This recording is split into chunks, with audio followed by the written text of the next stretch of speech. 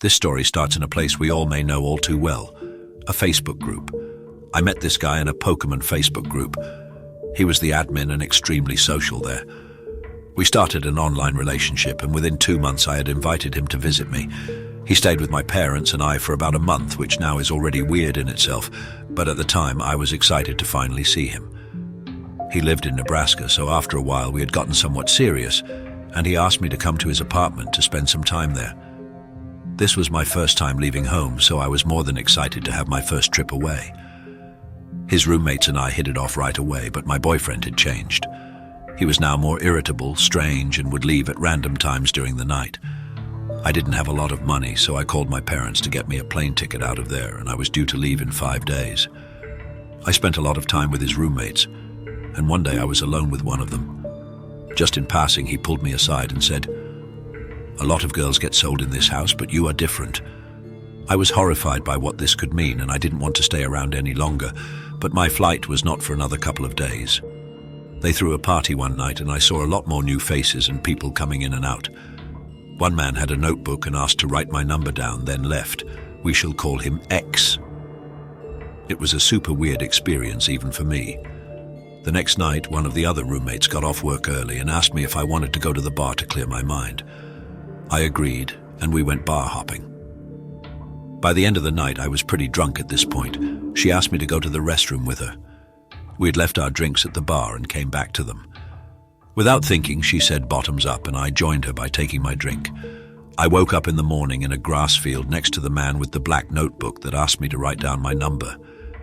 He looked at me and said, "I was paid to make you disappear last night, but I like you, so I'm going to keep you around for a little while." He also said that there was some kind of bounty on my head, supposedly from my own parents.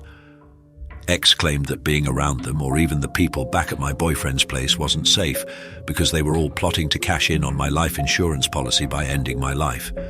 Honestly, I was confused, but X insisted he did some crazy maneuvering to secure me as his assignment to somehow save me.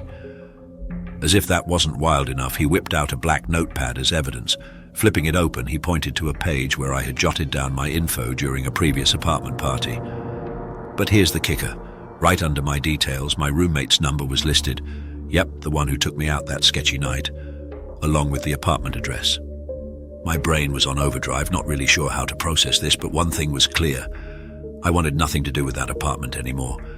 I had no choice but to travel with him as I was afraid of him. If I was an assignment, how many had come before me? It was like I was under lockdown, forbidden to interact with anyone. My gaze was always glued to the ground, avoiding eye contact like the plague. If someone even dared to start a conversation, X had to give me the green light before I could utter a word. And when he dished out commands, my response had to be a robotic, "Yes, sir."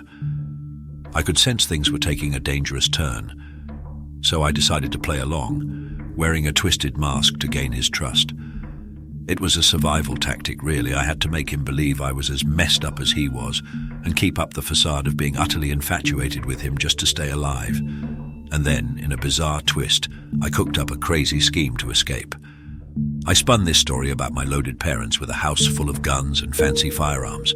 I even dropped the bomb that I planned to wipe out my family, ransack the house, and hightail it with my car. I pitched it as the ultimate revenge for their supposed attempt on my life.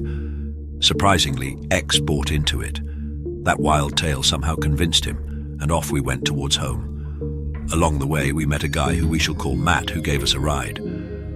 With him were others, Milan and Anita. Milan was an immigrant, and Anita had been rescued from a terrible situation by Matt. Matt ended up helping us a lot, driving us back to Washington. Things got even more interesting when we told Matt about our plan to do something bad to my family. Surprisingly, he said he was willing to help.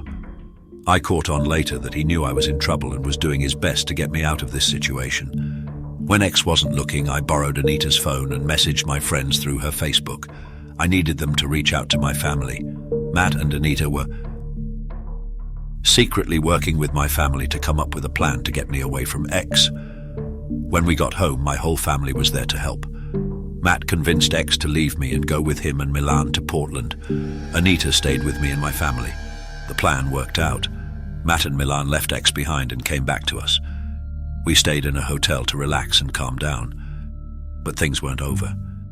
We found a note from X at our home, pretending to be Matt and asking me to meet them in the woods behind our backyard. We called the police and told them what was going on.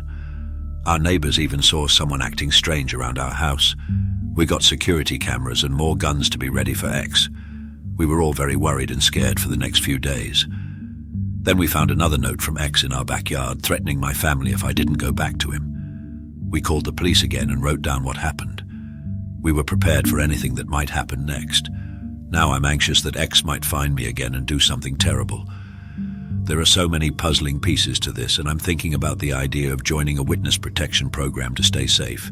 It feels good to finally share all of this. I definitely made some seriously bad choices at the start, but I'm really grateful to still be alive today. Oh, and just a friendly tip. Steer clear of getting involved with folks you meet on Pokémon groups on Facebook. You never know, they might be linked to some dangerous stuff.